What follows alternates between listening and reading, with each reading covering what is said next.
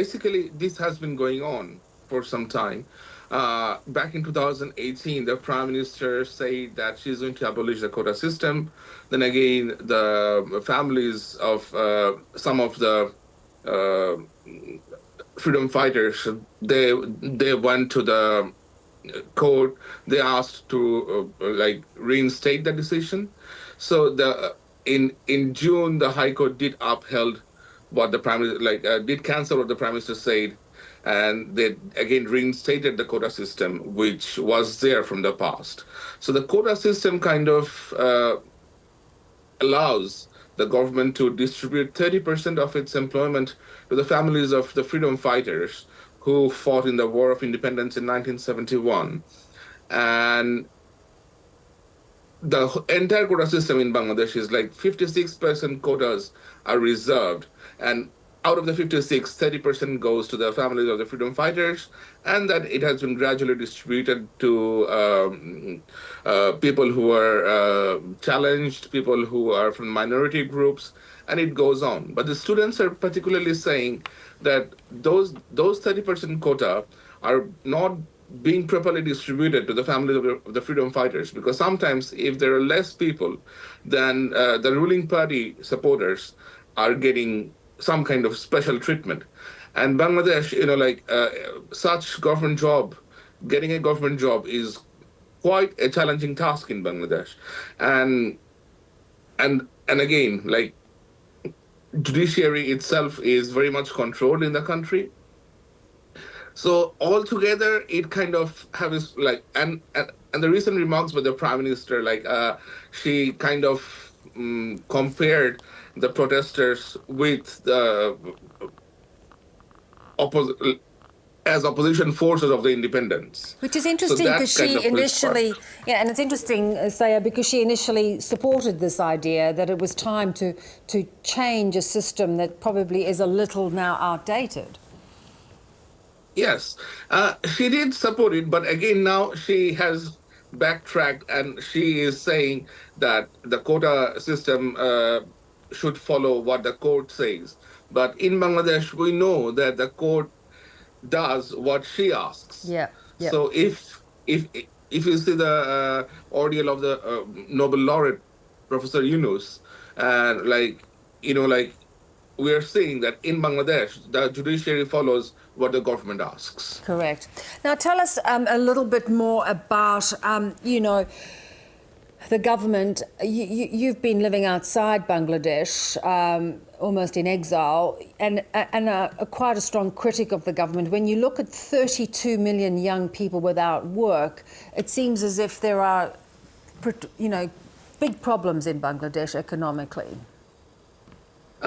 Economically, I can address the first issue now, that why I'm in exile, because in Bangladesh, you're not allowed to hold the government accountable. Yeah. If you're a journalist, if you're doing your job correctly, you're not allowed to do your job correctly. Like I can tell you examples of multiple journalists who had to quit journalism or who had to leave the country to do their work from abroad. And there are many graduates, many PhD degree holders in Bangladesh who are there looking for a job, but there's a serious scarcity of solid or proper employment in the country. The country's GDP might have gone up, but again, if you look at the inflation also have gone drastically high. Yeah. I mean, and the Prime Minister was just re-elected earlier this year, so is she popular? Do they have policies that are going to improve the situation? Again, when we talk about her re-election, she was elected in 2008, again, through a acceptable election, I would say. And following that, there was election in 2014, there was again election of 2018, and then this election where there was no opposition party. There were no solid opposition party who were there to contest against the prime minister, because before we had a caretaker system in place in Bangladesh, where there is an independent body of government, who oversees the election. But what has been happening here from the last 14 years is during all the elections, this government has been in power. They have used the civil administration, the law enforcement agencies, everyone to kind of rig the election and taken the favor, like, for them. Yeah, so sort of entrench. It's almost this sort of corruption, nepotism. How do you see it resolving itself? Do you think these young protesters are going to keep going out onto the streets, given the way the way police have responded? Basically, what you see right now is not really the only reason that that they're exploding.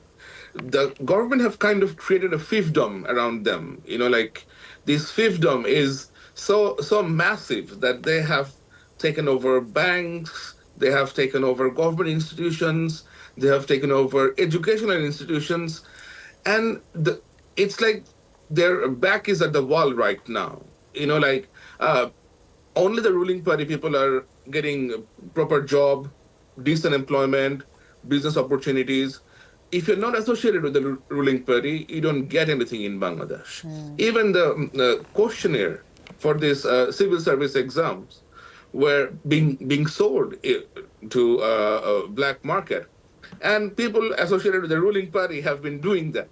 So, like, it's a total chaos over there. If you just go over there, it's a total chaos. Like, if you do not speak in favor of the government, if you're a news agency, if you're a news outlet, you cannot operate. No. You have to. It's a total dictatorship in there. Yeah, like a benevolent dictatorship, which is not that benevolent anymore. Good to speak to, Saer. Appreciate you analysing some of that for us.